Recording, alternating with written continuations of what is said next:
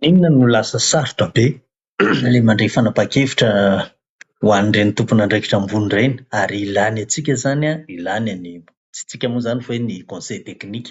Inona no ilany an'izay? Satria izao ao anatina departemanta anankiray na primature eo na présidence io dia misy mpiatsehatra be dia be. Ary ireny mpiatsehatra be dia be ireny samy manana ny lôjikany sy ny samy manana ny zavatra tiany hatongavana ao anatin'ilay izy.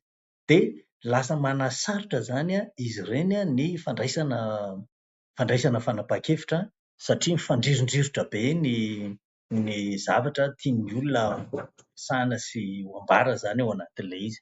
Izay ny anankiray. Faharoa, ny tompon'andraikitra politika dia tena misy tery, misy pression, izay no tiako tenena, misy pression be ao anatin'io agenda anankiray io. Raha raisintsika izao ohatra ny hoe ato anatin'ny fanorenana moa izany, vanim-potoanan'ny fanorenana, dia misy agenda mipetrapetraka be ary manery satria lasa nisy hazakazaka be tao aoriana na fotoana anankiray izay nisiany fihetsehana izany dia nampiova zavatra be dia be.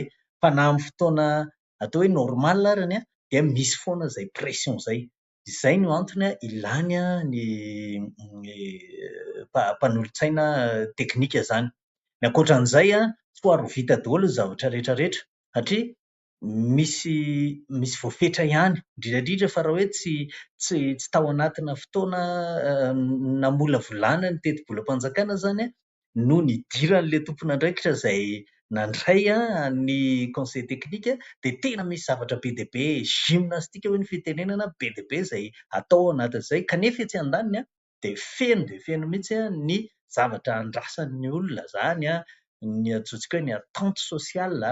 Fantatsika ohatra hoe mivoaka avy any dia miditra daholo resaka jiro, sosialy, kolontsaina sy ny sisa izay efa na ilay izy ny resahan'ny olona avy eny an-tsehatra eny na ilay izy zavatra mivoaka ao aorianan'ny fisiana hetsika anankiray satria tsy maintsy misy ihany ny hoe victime izany na ny ara-pavoazana na koa misy zavatra andrasana vaovao andrasan'ny vahoaka, izay angamba no tenenana vahoaka, dia izany rehetrarehetra izany no mampanano sarotra mihitsy ny fandraisan'ny olona anankiray fanapahan-kevitra minisitra, praiminisitra ary filoham-pirenena na filoham-panjakana izany.